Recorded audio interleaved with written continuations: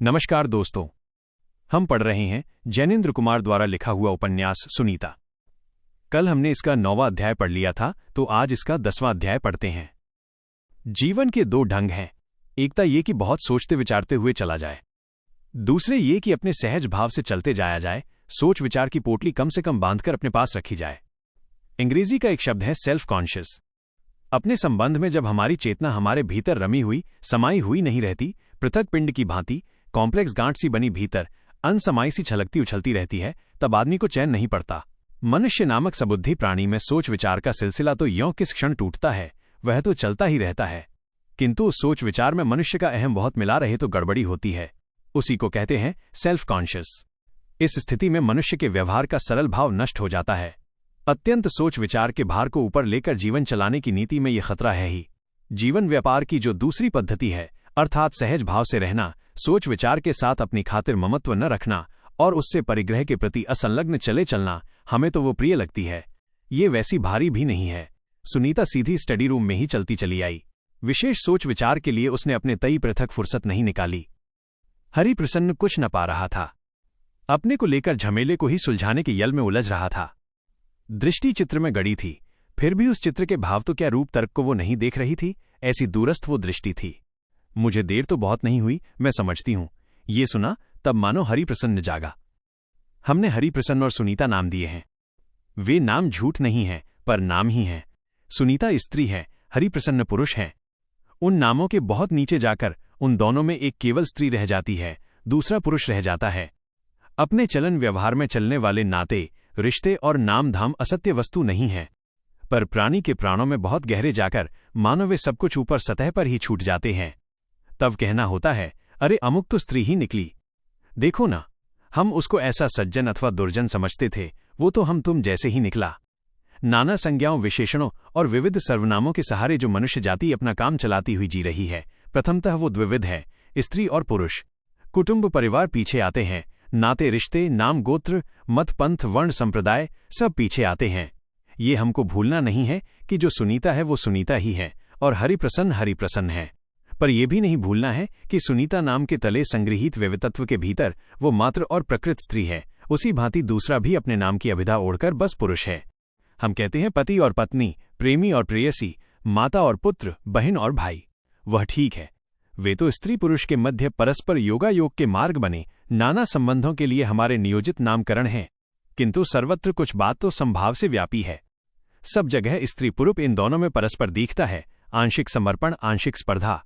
सब कहीं एक दूसरे के प्रति इतना उन्मुख है कि वो उसको अपने भीतर समा लेना चाहता है। सब नातों के बीच में और इन सब नातों के पार भी ये एक में दूसरे पर विजय की भूख है, किंतु एक को दूसरे के हाथों पराजय की चाहत भी है ही। दोनों में परस्पर होड़े हैं, उतनी ही तीव्र जितनी दोनों में परस्पर के लिए उत्सर्ग होने की अभिलाषा। वे दोनों विरोधी भाव स्त्री पुरुष के बीच में समतोल है। समतोल इसलिए नहीं कि वे बटे हुए हैं, प्रत्युत इसलिए कि वे दोनों वहां अपनी पूर्णता में हैं। जहां इन दोनों का विरोध भी सिद्ध है और समन्वित ऐक्य भी, उस विस्फोटक महत्व के लिए क्यों जी, क्या शब्द है, उसे किस संज्ञा के सहारे निर्देश करके हम भौचक्के रह जाते हैं। लेकिन हम कहानी कहें। सुनीता कहती आई, मुझे बहुत देर नहीं हो गई है, मैं समझती हूं। ये सुना तब हरिप्रसन्न जागा। वह उठा। अभी तक नीचे फर्श पर बैठा था, अब उठकर एक कुर्सी ले आया, कहा, बैठिए। सुनीता बैठ गई। उसके बैठते बैठते दूसरी कुर्सी भी वो खींच लाया, किंतु उस पर बैठा नहीं। उसकी पीठ पर दोनों कोहनी टिकाकर झुका हुआ खड़ा रह गया। सुनीता को तनिक भी ये नहीं सूझा कि उसे कहना चाहिए, बैठिए। उसने कहा, मुझे खाना भी बनाना है, वक्त ज्यादा नहीं है, इसके लिए आप माफ कर देंगे ना? मैं पूछ सकती हूं, रुपये आपको किस लिए जरूरी तौर पर चाहिए? नहीं पूछ सकती हो। बात जैसे एक साथ घनघोर हो पड़ने लगी। तो हो पड़े घनघोर, सुनीता दबती ही क्यों जाए? तो इनकार भी नहीं कर सकती हूं? जरूर कर सकती हो।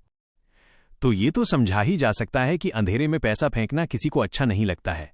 पैसा काम की चीज है, लेकिन अंधेरे में क्यों? मैं अंधेरा नहीं हूं, सदैव व्यक्ति हूं। मुझे क्यों नहीं दे सकती हो? क्योंकि मुझ पर कोई लाचारी नहीं है। लाचारी? जी हां, लाचारी। बताइए, मैं क्यों बाध्य हूं? मैं नहीं कहता बाध्य हो, लेकिन क्या? लेकिन मुझे जानना बाकी है कि किस लाचारी से तुम मेरे लिए भाभी हो। बता सकती हो? बताने की बात हो तभी कुछ बता सकूं। हाँ भाभी हूं, इसी से इनकार करती हूं। भिखारी को नहीं तो कब मुझसे इनकार किया जा सका है। तो तुम्हें मेरे पाप पुण्य की चिंता है? सो भी क्यों न हो। यूं न हो कि मैं खिलौना नहीं हूं। सुनीता हंस पड़ी। मैं जानती हूं नहीं हो। एकाएक हरिप्रसन्न में एक दुर्जय भाव उठा, दुर्गम, दुर्धर्ष। वो कुर्सी की पीठ को छोड़ सुनीता के सामने ही आकर उस कुर्सी पर बैठ गया और बोला, देखो भाभी, मुझे परवाह नहीं भाभीपन की, लेकिन मैं चाहता हूं कि मैं समझा जाऊं। एक लड़का अभी आएगा। मैंने वादा किया है कि आज शाम को उसे रुपए मिलेंगे। वो एक दल का सदस्य है। वह दल देश के लिए वली होने वालों का है। मेरा वादा क्यों झूठा होगा? उनका काम क्यों अटका रहेगा? क्या इसलिए कि तुम्हारी इच्छा नहीं हो सकी है कि रुपए दो? हाँ, इसलिए भी। वादा मेरा नहीं है, लेकिन मेरा तो है और मैं तुम्हारे सामने हूं। तो तुम जानो, सुनीता ने कहा, और मुझे काम है, मैं जाती हूं। सुनीता उठ खड़ी हुई। उस समय हरिप्रसन्न ने हाथ बढ़ाया और जोर से उसकी दाईं कलाई पकड़ ली। कहाँ जाओगी? बैठो। सुनीता ने हाथ छुड़ाने का बिल्कुल प्रयास नहीं किया। उसका चेहरा फक पड़ गया। आतंक से नहीं, श्रद्धा से। वो उसकी ओर देखती रह गई। हरिप्रसन्न ने कहा, सुनीता। सुनीता? ये इस भांति कहा सुनीता नाम नहीं है, उस पद का तो जैसे अन्व्यार्थ है, ओ अपदार्थ नारी। कहते कहते हरिप्रसन्न का पंजा सुनीता के हाथ से अलग हो गया। सुनीता मानो बर्फ सी पड़ती आई।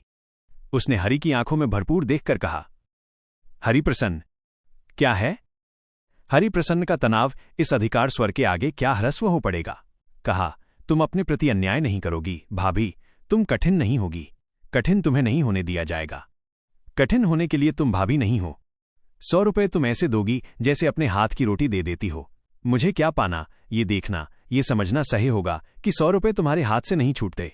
नहीं नहीं भाभी, इसे कभी मैं संभव नहीं होने दूंगा। ऐसा, इससे पहले भाभी, मैं अपनी मूर्ति को तोड़ दूंगा या अपने को तोड़ लूंगा। मुझसे ये देखा न जाएगा। रुपया क्या है? वो धातु नहीं है, मिट्टी नहीं है। वो तो मल है जो मैल का पोषण करता है। फेंकने में ही उसके कृतार्थता है। उसी को छोड़ने से तुम्हारा इनकार, तुम्हारा संकोच, तुम्हारी ममता, अरे तुम्हारी मौत भी क्यों नहीं है? मेरे लिए तो ये मौत ही है। सुनीता ने कहा, मुझे जाने दो। अब भी इनकार करोगी? मुझे काम है। सुनीता। हरिप्रसन्न की वाणी एक साथ ही रोष और करुणा से कांपती हुई निकली, जैसे बिजली कांपती है। मैं जाऊंगी, जाती हूं। जाऊं? सुनीता। जाऊं? तब श्रीहत गततेज कटे वृक्ष की भांति हरिप्रसन्न धप से अपनी कुर्सी में गिर गया। कहा, जाओ। सुनीता साड़ी का सिर पर का पल्ला छूती हुई चली गई। हरिप्रसन्न अभी अपनी कुर्सी पर ही था। हिला डुला भी न था कि देखता है सुनीता फिर पलटकर चली आ रही है। पास आकर बोली, एक बात आपसे कहनी रह गई। मां अभी सत्या को पढ़ने के लिए भेजती हूं। इस बारे में पूछने की जरूरत तो नहीं मालूम होती थी, फिर भी। हरिप्रसन्न के पराजय को क्या ये नारी पराजय ही देखकर संतुष्ट नहीं है? क्या उसे और भी कुछ धार देनी है? काटकर वहां नमक का लेप देने आ पहुंची। उसने कहा, आपसे इस विषय में क्षमा चाहता हूं। तो क्या सत्या न पढ़ने आवे? वो मेरे साथ घर से फिर आई किस लिए है? हरिप्रसन्न ने ऊपर देखा। देखा कि जो सुनीता सामने खड़ी है, ऐसा तनिक भी प्रतीत नहीं होता है कि वो अपने को बहुत मजबूत या कठिन बनाकर खड़ी है। मानो कि वो तो बिल्कुल पकड़ में आने के लिए खुली खड़ी है। उसने कहा, मुझ पर इसकी कोई लाचारी नहीं है। लाचारी? जी हां, लाचारी। लेकिन सत्या के साथ तो आपकी लड़ाई नहीं है ना?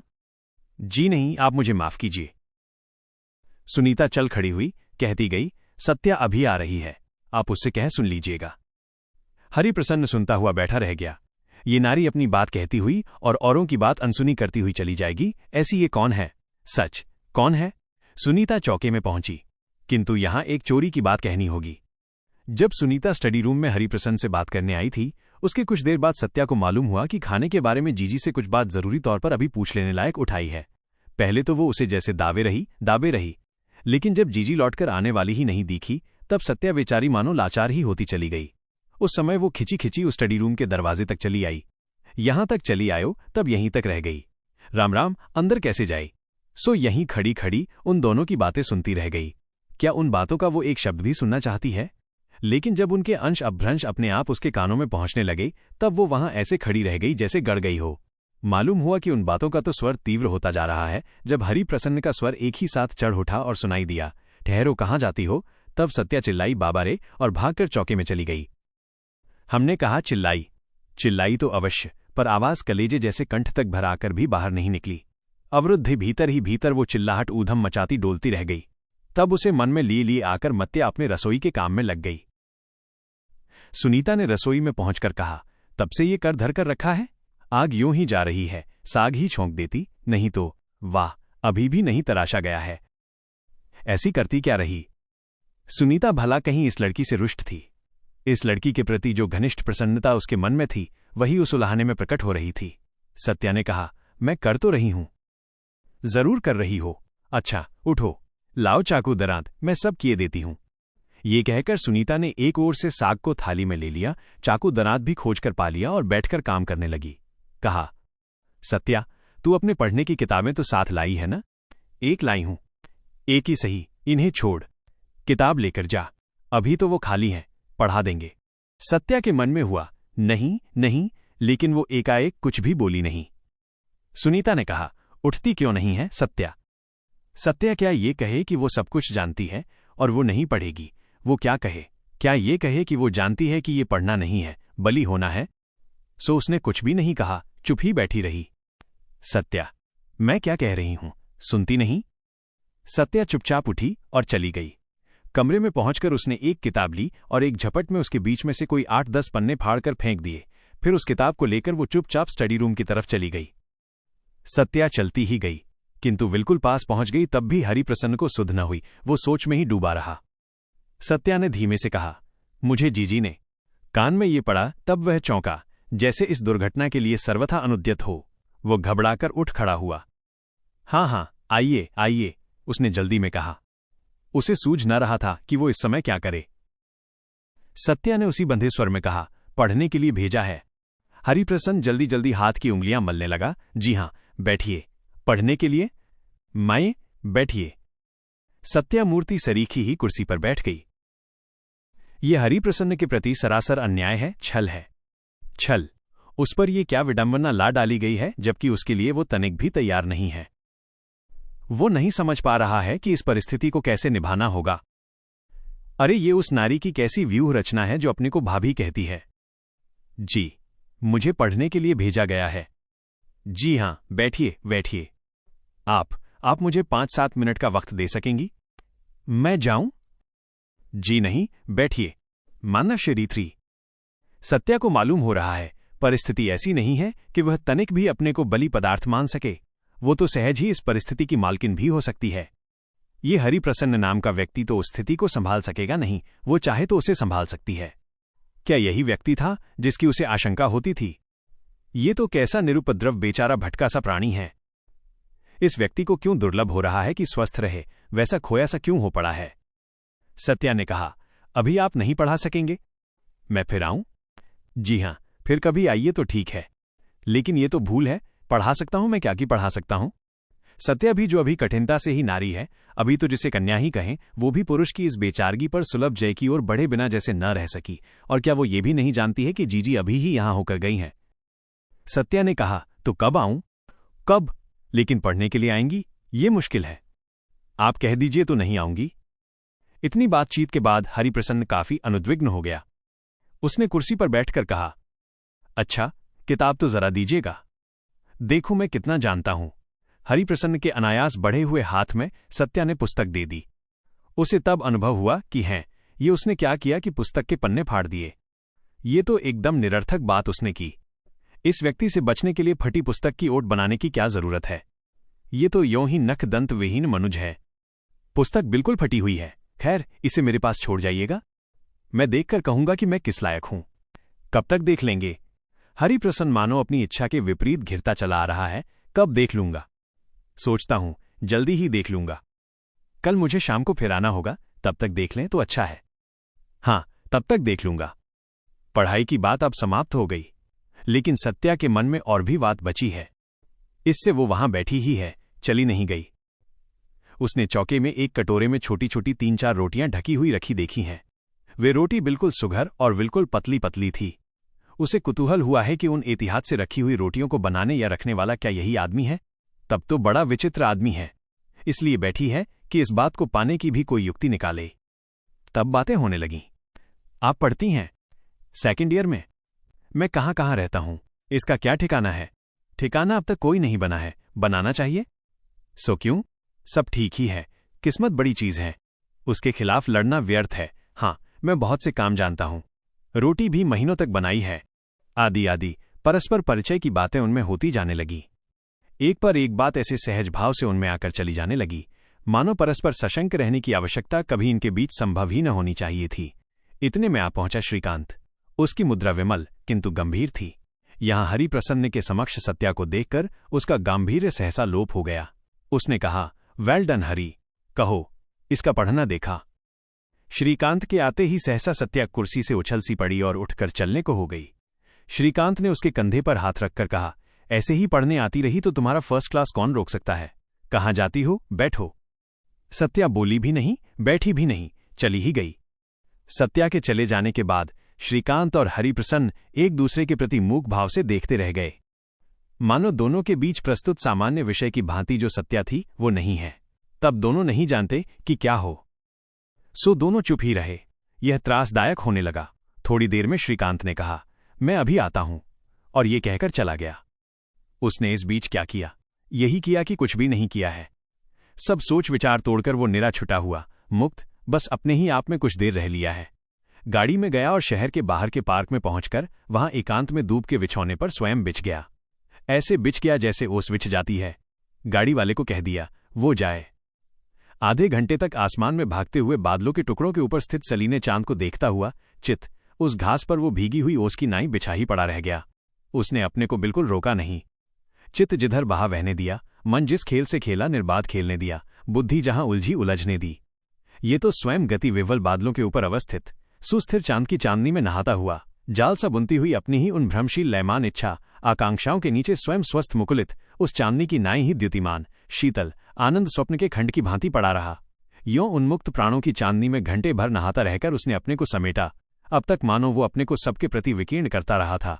तब वो उठा और सीधा घर चलता चला आया। यही उसने किया है, अपने को सोच विचार से तो बिताया ही है। हाँ, इस पद्धति से स्वमेव अनायास उसने अपने को विमल सदाशयता से भरा पाया है। वो सुनीता के पास पहुंचा। सुनीता की रसोई लगभग तैयार है। देखते ही सुनीता ने कहा, कहाँ गए थे? तुम लोग खाने के लिए आओ ना। श्रीकांत ने कहा, सत्या कहाँ है? मालूम नहीं, वहां पढ़ रही होगी। वहां से तो आ गई होगी कहीं, उन्हें कहो ना, और तुम दोनों जने खाने के लिए आओ। श्रीकांत ने कहा, मैंने तुमसे रुपए की बात कही थी ना, सो दे ही क्यों न डालें। हरि को उसकी फिक्र मालूम होती है। हाँ, दे दो, लेकिन मेरे पास तो नकद नहीं है। चेक कहें तो दे दो। क्या ये मालूम करना जरूरी है कि इन रुपयों का क्या होगा? क्या जरूरी है? हमें क्यों इसका आग्रह होना चाहिए? सौदा तो हम कर नहीं रहे कि बदले की चीज की तरह उसके उपयोग को अच्छी तरह परख लें। लेकिन आप लोग जल्दी खाना खाने आ जाओ, और देखो, बात बढ़ाना मत। श्रीकांत लौट कर गया। तब देखता है कि 19-20 वर्ष का एक युवक फौजी पोशाक में हरिप्रसन्न के पास बैठा है। वो चुपचाप हरिप्रसन्न के पास गया, कंधे छूकर इशारे इशारे में बोला, जरा सुनोगे? और तनिक अलग जाकर, वेयर चेक दूं तो कुछ हर्ज तो नहीं है? नकद 100 रुपया अभी तो नहीं है। हरिप्रसन्न स्तब्ध बना सा श्रीकांत को देखता रहा। उसने फिर सुना, कहो तो चेक अभी दे देता हूं। तब हठात निर्भय स्वर में हरिप्रसन्न ने कहा, दो आओ। और अपने दफ्तर में ले जाकर श्रीकांत ने 100 रुपए का चेक काटकर उसे दिया। हरिप्रसन्न चेक को हाथ में लिए कुछ देर खड़ा रहा, फिर चलने को होकर बोला, आओ चलें। श्रीकांत ने उसी पर बैठे बैठे कहा, मैं यही हूं, तुम इतने निबट कर खाने के लिए तैयार हो जाओ। तुम्हारी भाभी ने कहा है कि खाने को हम दोनों को वहां जल्दी पहुंचना चाहिए। हरिप्रसन्न ने कहा, सुनो तो। श्रीकांत को हरिप्रसन्न साथ लेकर कमरे में गया और उस युवक से बोला, ये मेरे मित्र श्रीकांत हैं। इतना कहकर वो चेक श्रीकांत के सामने सामने उस युवक को दे दिया। फिर कहा, इन्हें प्रणाम करो। युवक ने श्रीकांत को प्रणाम किया। श्रीकांत चुप रहा। हरिप्रसन्न ने अनुल्लंघनीय आदेश के स्वर में युवक से कहा, जाओ और जहां तक बने यहां न आओ। युवक चल दिया। बाहर सहन से पार हो रहा था कि छत पर से सत्या ने पुकारा, चंद्रसेन। चंद्रसेन ने अनायास मुड़कर देखा और फिर वो सकपकाया सा भागता हुआ जीने से नीचे उतर आया। तो ये था इसका 10वां अध्याय। कल हम इसका 11वां अध्याय पढ़ेंगे।